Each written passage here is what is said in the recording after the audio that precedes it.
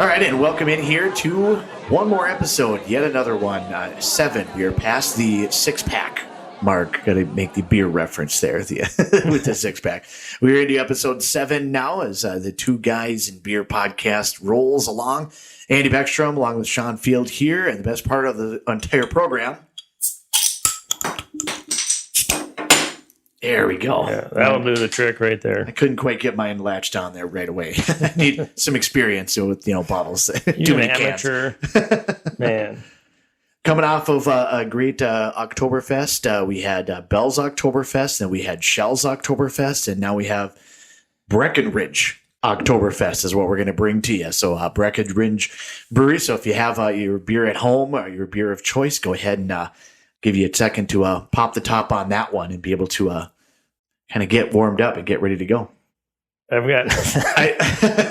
You had kind of that look on your face like you were...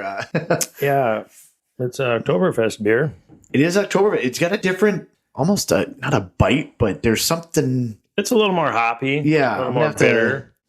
I would say it's not quite as smooth as the Shell's Oktoberfest or the Bell's. It's got an interesting aftertaste. It's kind of maybe a bit malty.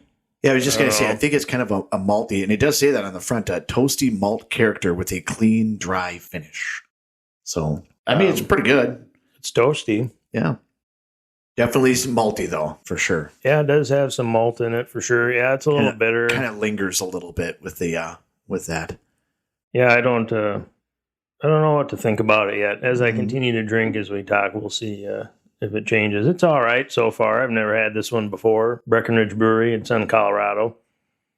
Yeah, it seems to be pretty good. I feel like I've had in the past, so I think when we were talking about, what different beers to do going forward, I want to say that I think you would ask about Breckenridge, and I think I've had Breckenridge, but I can't place off the top of my head which ones that I've had. I know I haven't had the Oktoberfest from Breckenridge, but I've had other various Breckenridge. I don't remember which ones, but I always thought that it was, pretty decent, but I've not had this one, so it's kind of a new experience for me. So kind of like a new experience in our new Two Guys in Beer studios. Yeah. We have a new studio Andy put together for us now. Went to a different room. We are kind of set up in kind of my home bar and, worked just fine, but we had this extra room that, was kind of available. I think we got to get some, if it sounds kind of echoey or tinny, I think we got to get some soundproofing or something to eat up some of the echo in the background. I have that big booming voice that really, no, that's not it at all. It's a good excuse. Exactly. Yeah, we need something for the tinniness. We've heard that a few times from some listeners. It sounds kind of tinny or echoey. We're not quite sure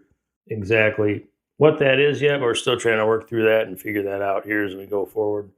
But hopefully, it'd be a nice little room to be able to have. And now that we're kind of set up here, maybe be able to get some guests in and let them kind of be a part of the program. We can talk to old Brandon Phlipson and get him working on it. And yeah, we say that every episode. We'll get Brandon on, an award-winning local home brewer. Let's get him on. I wonder if he listens. I sure hope so. I hope that he probably doesn't even know who we are. That's not a clue. He's rocketing to stardom. Yeah, we got to get him on here. So now that we got this set up, we can definitely easily add him to the fray, if you will. Yeah, it'll be a good time. He'd definitely tell us a lot of stuff about home brewing and what it takes and all that stuff. Yeah, I think we've talked before. Like I've done a little bit on my own, a couple of batches, but not anywhere on a professional level and nowhere. Let's just say I don't know that I've done a barrel in my, do you call it a career? In my hobby? What's a hobby career? Hobby rear? Oh, there you go. Yeah, that works. Hobby rear. It's like habanero, but less hot. I don't know. One barrel would be 31 gallons. So yeah, I don't the average barrel. I just use that because that's the average barrel. Right. Some are larger, some are smaller, but the majority of the average is 31. Which I think that maybe I have had close to a barrel, but I don't know. I've only done a handful over time. But that first one was probably the best one, where I drilled the hole. That was great. That was great stories and everything, but that was probably the best tasting one that I had. But we should have did a YouTube video on that. Just drill a hole through your hood and your range hood, Just exactly. Put some rubber binders around a wireless drill to hold the trigger in, so it stirs the pot while it's going. Exactly. You can set it and forget it. Over the years, I've realized that you don't actually need to stir it constantly, just consistently. I'm like, oh, so I didn't need to cut a hole in the. Okay, got it. All right, perfect. We'll have to add it at some point in time when that memory comes around. I probably should have it on my Facebook, buried deep in there, but I'll have to save that. We can share that on our. Yes, we'll have to. If you have that type of photo, we're gonna have to upload that on the social media. Absolutely, it was ingenuity, engineering ingenuity at its finest. Ingenuity. I'm just trying to make up words at this point. I haven't had enough beers to make the idea sound good yet, so it's still kind of. Who needs to go to college to be an engineer when we just got to figure it out? Really, that's what engineering is. Save yourself from money. Yeah. You're just solving problems is really what it amounts to be. Save yourself some money and come talk to Andy and I, and we'll teach you some engineering tricks. Exactly. Yep. It's going to be, we're going to have the podcast. We're going to have the School of Engineering. And don't forget about our app development. Yep. Women app development. Yep. Exactly. Get on board quick because, supplies are running out and, it's going to be right to the stardom. If you want to donate to the startup, I can let you know our PayPal, our Venmo account. You can send us some money. Out there for you. We'll give you some, put your name in the credits. Will you be a part of the thing? Let you kind of kiss the back of my hand or something or whatever the thing is. But so Tangent Tuesday on a Monday, there we go again. We work our way back. Breckenridge Brewery out of, as Sean mentioned, Colorado. We have the Oktoberfest. If you've grabbed any other Breckenridge, again, feel free to drink along, I guess, as we discuss the history. And this will be the last Oktoberfest that we do for the month of October. So let us know in any of the comments, social media, whatever you've got going on there, which one, if you've tried all three, which one's your favorite? Or if you have a different Oktoberfest than the three that we tried, let us know which one you think is a favorite. Maybe we can do that next year through the month of October, do one of your beers. And if we select one of your beers, maybe we'll send you a baseball cap or a koozie with our logo on it or something like that. There you go. I like that. Giving back to the people. That's name of the game. That's what we're all about here. Two guys and beer. Mm-hmm. So anyways, so Breckenridge Brewery, it's the original ski town brewery. They've been open for about 32 years now and counting. They're going strong. They do skiing in Colorado? That's a little bit. Oh, yeah, okay. Just here and there. I suppose they do have a couple of those hills and stuff. A couple, yeah. According to them, they say they were just a few ski bums who wanted something that tasted great after a long day on the slopes. So they came up with this idea of starting a brewery in Colorado called Breckenridge Brewery. So about 32 years ago, they opened it up in Breckenridge, Colorado in 1990. They started right out of the gate. The visitors and the locals are drinking way more beer than they ever anticipated, and they could not keep up with demand. They couldn't brew as much beer as they had visitors and locals attending their brewery. That's a good problem to have, I guess. Can't keep up to demand. No, especially in a brand new right away, right off the bat. All the other beers that we've done on the podcast here, it's taken them a couple of years to get going. Basically, this one right off the gate, they just couldn't keep up. Just right after it. So they had this gentleman named Mr. Todd. I'm going to call him Mr. Todd. Mr. Todd, okay. So Mr. Todd, the very next year, 1991, so 1 year after it opened, Mr. Todd is currently the Breckenridge Brewery's president, but back in 1991, he began his apprenticeship. I can't talk either. I need more beer to get these words down. When you get big words, it's, So he began his apprenticeship back in 1991 for Breckenridge Brewery. Well, he set out because they were brewing so much beer, they couldn't keep up for the locals and the visitors. He set out with his team and started looking for some new locations in Denver to build a second brew pub with space for a bigger brew house. Todd and his team, they ultimately did find a second location in downtown Denver and opened up a second location in 1992. So just a brief 2 years later, they've already got a second location opened up. They went from Breckenridge, Colorado, now they're in downtown Denver. I would assume that property and not even getting into the value, but just availability probably is not, there's probably not, there's all sorts of real estate available for oh, you're an expanding brewery that's going to have massive. I mean, Colorado's kind of well known for some brewery as well. I would think there'd be some pretty good competition, or at least tough to be able to find space for that. You think space, yeah, especially in downtown Denver. Denver's not a small city by any means; it's a big, bustling city. So they got some space in downtown Denver. Opened it up in 1992. A couple years went by at the Denver location, and they had some new neighbors move in. You want to know who the new neighbors were? Miller Coors. No, the Colorado Rockies and their 50,000 fans. Oh, there we go. Moved in right next door. That'll work. That'll. So I'd presume when you got the Rockies right next to you and all those crazy Rockies fans drinking beer, well, the brewery's right next to it, the brew pub. Mm-hmm. I'm sure it was packed all the time. And again, they outgrew that location. Weird. A couple years later, yeah, imagine that with the like you mentioned with the Rockies fans right there. It's so bunch weird. Of crazy baseball. I'm actually a Rockies fan. I like the Rockies. I mean, I like the Rockies. The Twins are, of course, I'm a homer. Mm-hmm. I always root for the Rockies. Oh. And they. I was like kind of going back, the old Todd Helton days. You remember the old? I think them and the Diamondbacks had where it was just like a vest style, like sleeveless style jerseys. Way back when. There's only a handful of teams that could really pull that off. Yeah, and they could. And they have a good logo, and I like their colors back. The purple and the black that they had back then. And did they get to the World Series, or were they close? Because I remember I think that they got to it once. That postseason, I remember I was rooting them on hardcore. I think so. Man, I just can't remember. Sorry, anybody in Colorado. I just can't remember my Colorado sports right now. But I was a fan of the Rockies. I'm still a fan. I just can't quite remember. If you're from Colorado or a big fan of the Rockies, call us out on the social media. We'll send you a crisp high five or something. Yeah, let us know.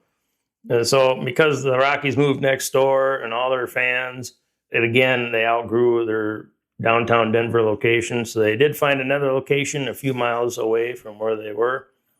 In downtown Denver. That's where they've been for the past 19 years. When they were at that location, they approached about 60,000 barrels a year is what they were brewing.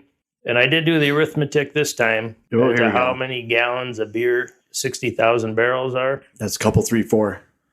It's about 6. Oh, there we go.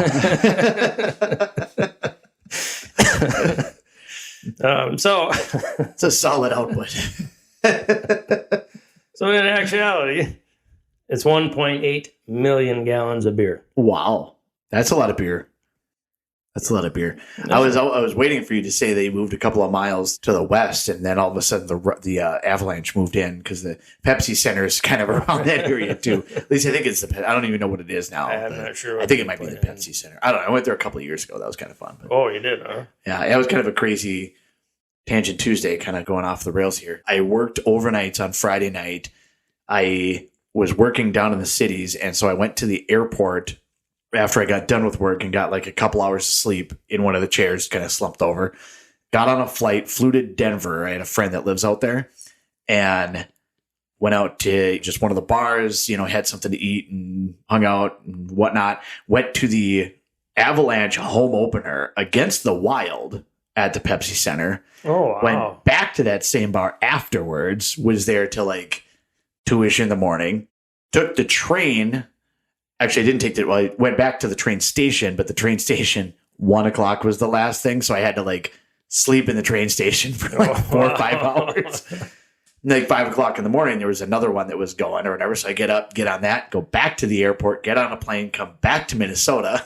Oh, wow. And that night I get back, drive down to Mankato, get like another hour of sleep, watch the Vikings game, and go to Shinedown in Mankato that night. And then after the concert, Sunday night, I drive to Duluth because I had a week-long training in Hermantown. Oh, no. Wow. You want to talk about like one thing after another. Like that was, but Pepsi Center was fun. And downtown Denver was fantastic. Like, easy to get around. They had a lot of like, public transportation, and it was pretty cool. Yeah, I've never been to Denver before. I've been to Colorado a few times, but just driving through. Mm-hmm. So I've never really stopped through there. How long ago was that when you were there for the Wild and the Avalanche? 4 years ago or something. Oh, yeah. Did the Wild win? No, they lost. Wow. It was a 1-goal game, like 3-2 or 2-1 or something like that or whatever. And 30 seconds left, 1-goal game, goalie out, pucks in our end. All of the things were going right. I'm with like 4 or 5 Minnesotans all sitting together. And we're up and yelling and stuff like that. And there's a bunch of Colorado people that are all sitting down. It's like, down in front, sit down. And I'm like, if you can't stand up in the most exciting part of hockey, get out of here. Right. You know? And they were like, we're going to get you kicked out. Really? That's how we're playing? Like, because you're standing up. I'm sorry for being supportive. So that was a little bit of a different experience. But yeah, it was close. It was fun. It was a pretty good game. I don't think the Wild had a very great season that year, but sure. But it was fun. It was a blast. I'd absolutely do something like that again. Randomly go to games. Right. Yeah, that doesn't ever happen, does it? It's always a good time to go to away games, and mingle with their fans and have fun doing that. Now, the question is, were you drinking Breckenridge beer when you were at the stadium? I feel like I must have. I don't know if I for sure did, but I know that when I went to the bar beforehand, I specifically was like, I want something local. And I looked at all the taps and I'm like, I feel like I've had almost all of them. And he's like, well, Breck, and he like listed off a couple of them that are like, well, these are made in Denver. Well, I guess that counts. So that works. Yeah. So I probably did have Breckenridge likely that night, but it was a few hours there and then a few hours at the game and then a few hours back there again afterwards. Just maybe some spots that I'm not sure of the details. A little foggy. things didn't exactly flow right through my brain afterwards. But I don't blame you for that. I'm sure I did. We'll say yes. That's what I'm going to say. Perfect. Yep. So then Breckenridge could be responsible for the cloudiness. Exactly. Yeah. Yep. We'll call Mr. Todd and be like, hey, we got a problem here. Yeah, Mr. Todd. Well, it might not be a problem, but just, Yeah, exactly. You might want to put that on a warning label or something. It may cause fogginess.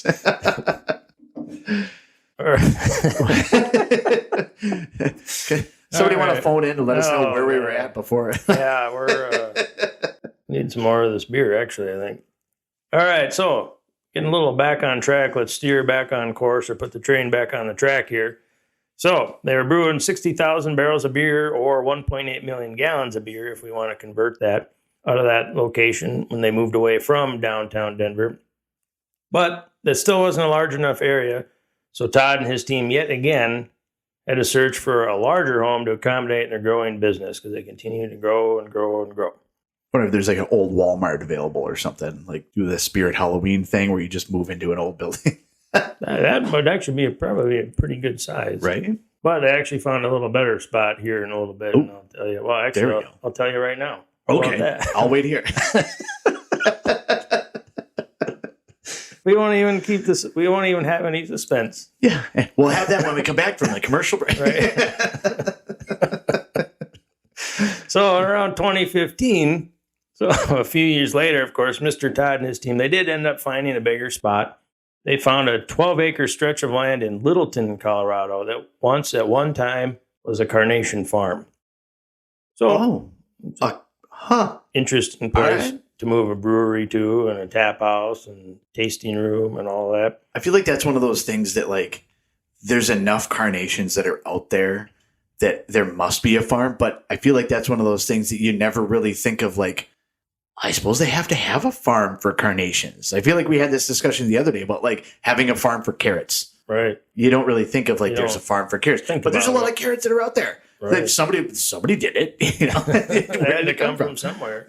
Well, they didn't come from a petri dish. It's true. Well, yeah. Well, nowadays it depends on it depends on the carrot, I suppose. What we're talking about, but so they find this carnation farm. That is no longer making carnations in Littleton, Colorado. That's where they're at.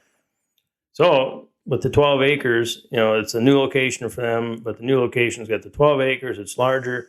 It features a 100-barrel brew house, a barrel aging room. They redid all their packaging, all new packaging line, dedicated tour staff, and then they added a farmhouse restaurant on top of it there. So when you're there, you get something to eat while you're trying their beer. Absolutely. It's probably not a bad plan, really. That probably limits some of the fogginess. It probably would. There we go. Especially if you're driving. Don't drink and drive, people. Exactly. Yep. Don't do that. We've never talked about that on our podcast. Drink and take public transportation. Yes. Uber, Lyft, walk, run, trains, bicycle, planes, whatever. Whatever gets you from here to there. Just don't drive. Call your buddy Kyle. So after they got that going in 2015, In 2016, Breckenridge Brewery became a member of the Craft Brewers Collective. And that's kind of a family-owned craft breweries type thing. And it's actually a unit of Anheuser-Busch. So Breckenridge Brewery, a little bizarre, but kind of went from maybe its own thing. I wasn't quite so clear on it, but it does say Anheuser-Busch on their webpage and stuff. I'm not sure if Anheuser-Busch just helps distribute them. Yeah, I wonder if they don't do some of the bottling and distributing just because they have the infrastructure to do so much more. Right. So I think it's probably more of a distributor type deal for them. Because in 2016, after they got that into their craft breweries collective, in 2016, now they're sending their beer out to 48 different states. So there you go. They're pretty widely out there now, Breckenridge beer. Nice. And then today, they've expanded their focus to make beers for any occasion, for everyone to enjoy, with a laid-back Colorado type vibe. Their specialty small batches and barrel-aged beers invoke more of a Wild West imaginative ski bum and assault. That's like their quote. I do feel like a ski bum. I do too, because I don't ski. Yep, there we go. I think I've cross-country skied. Well, I was forced to in junior high. We had to cross-country ski for gym class. I used to do that a lot like in high school. That was kind of because I was pretty bad at basketball in high school. I mean, I still am pretty bad at basketball, but I played my freshman year, junior year, sophomore, but didn't my senior year. And so I did a lot more like cross-country skiing, for more like just kind of staying into the thing because it was more baseball, but did some more of that. But I did a little bit of that. I wasn't tremendously, fantastic. Although I did finish at the mini Lopet, which is like a 15K in Mora. Yeah, I did before the big race, just the mini Lopet. I finished second in my age group. Ooh. I finished, it was like a time of, I don't know, something like an hour 14 or something like that. The guy that won it, though, won the whole thing in like 14 minutes. So, but he was also in my age group. So I wouldn't be surprised. Second in my age group, but I was only like an hour and 4 minutes back. So I was right there. You were right there, yeah. Have you ever done any of the downhill skiing? I've never done any of that either. I didn't, again, when I was in high school, ironically, like more with like church trips and stuff. Like we'd, go to Wild Mountain or Quadna when that was still a ski resort and things like that or whatever. I think I went one time to like Powder Ridge with in Kimball with I think it was like me and my friend Kurt just went the one time. Otherwise, it was always with a different group, with a thing, church group or school trip or whatever it may be. So a little bit. I really liked it back then, but I haven't.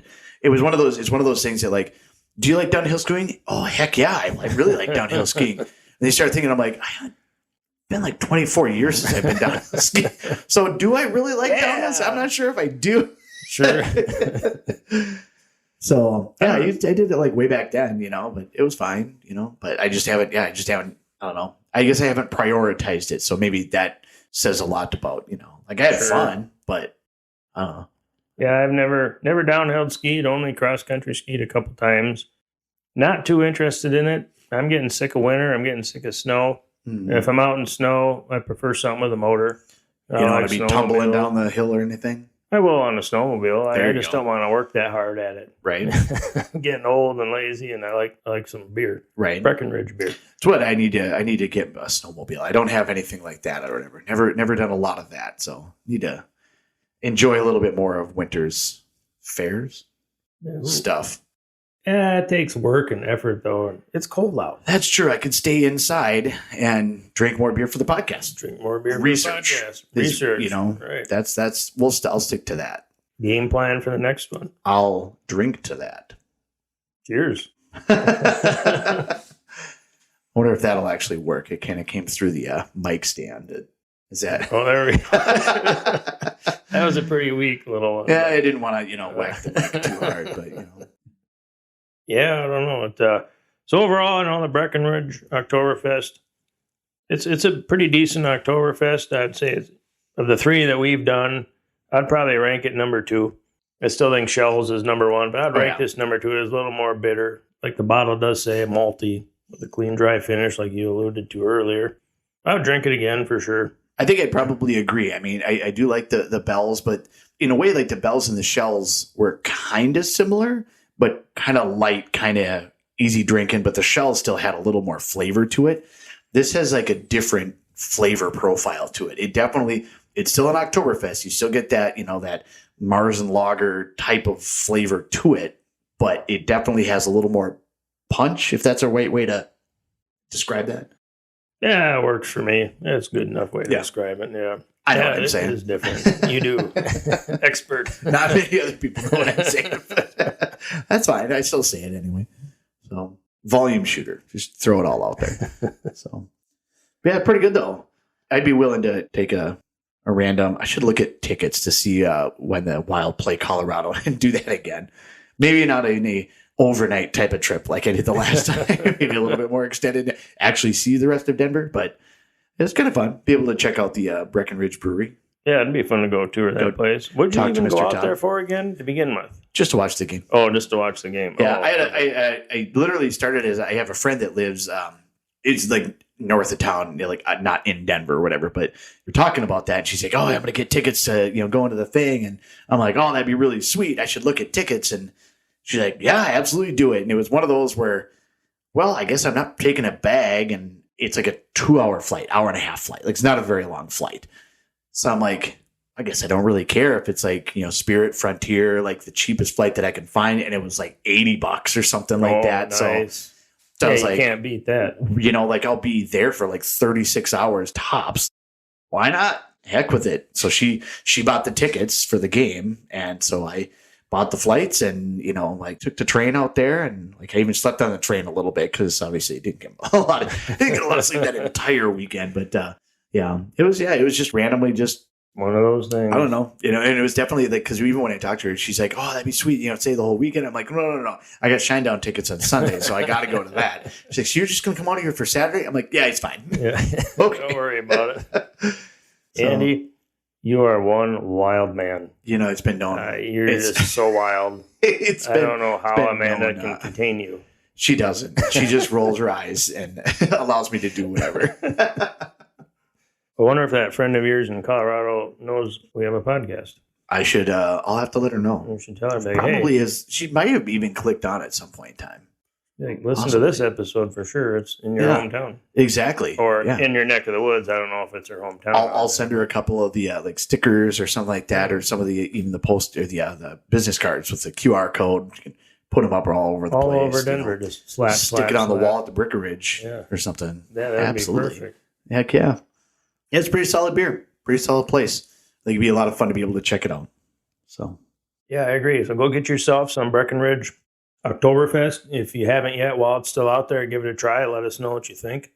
Mm-hmm. As of all Oktoberfest, they only make them for just a quick couple short months. So if you like Oktoberfest, any brand, just make sure you go out and get some before it's not out. Yep. It's definitely a short-term seasonal. I mean, because some seasonals, like you get like the honey, not honey bites, that's more of a year-round thing, but like the lemon shandies or lemon beers, or summertime-ish, but like the Oktoberfest it's a much shorter window for that. Sure. So, which is fine, totally works. But yeah, get out there, check it out, and let us know what you think. And if you have ideas for further episodes or other ideas for different beers that you'd like us to try and kind of do a history of or background for, definitely drop that in the comments. We're on all the major platforms, Facebook, Twitter, Instagram, Rumble, Spotify, iHeart, YouTube. All of them.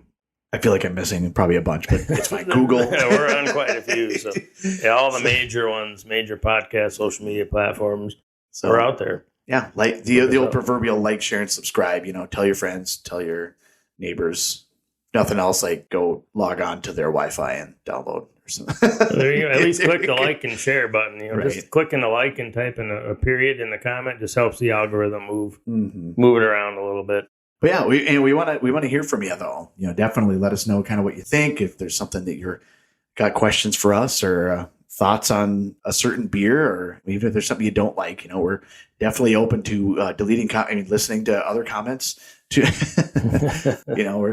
to hear everything. Want to hear from everybody all the time with whatever they got for information or feedback, or maybe you've been there. You can give me a on-site review of what the location is like, or of one of these 7 different locations that they've had, or just send us some beer.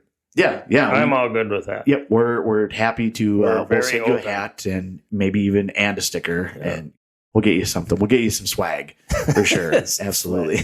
We're very open to beer. Absolutely. We don't discriminate. So we can be bribed. We can be bought. That's for sure. So that's pretty much episode 7 there with Breckenridge Brewery. Kind of recapping, we did the Oktoberfest, but kind of recapping all of Breckenridge and lots of fun stuff for multi-location, I guess. Breckenridge and then Denver and then Littleton and kind of all over the place a little bit, but mostly kind of around that Denver area, that Colorado area. So, yeah, definitely a pretty good beer, pretty cool brewery. Lots of fun information, and clearly does quite well if they had to move that many times to be able to expand in such a short amount of time, too. Like we said, like some of them have been around forever, but they've took a while to really latch on. But this was just right through the rough. Right out of the gate. Yeah, it just went nuts right out of the gate. Yeah, check out their website. There's a lot of good information on there. Buy some of their merchandise, whatever. Absolutely. And then, of course, go out and check it out. Find the Oktoberfest or find, any of the Breckenridge beers and give them a whirl and kind of, like I said, let us know on the comments what you think. So, and again, if you have any ideas for future episodes, let us know. Let all your friends know about the episodes that we've had so far. This is episode 7. We'll be working our way towards episode number 8 next, which I believe we have a beer picked out for that one as well. We do have a beer picked out for that one, and I don't have the exact name with me. But I'll just tell you it's from Out of This World. We'll tell you that, and I'll leave a question with Andy, but I'm not going to let him answer it. So just to kind of let it marinate a little bit, and all the listeners out there have to sit and think about it.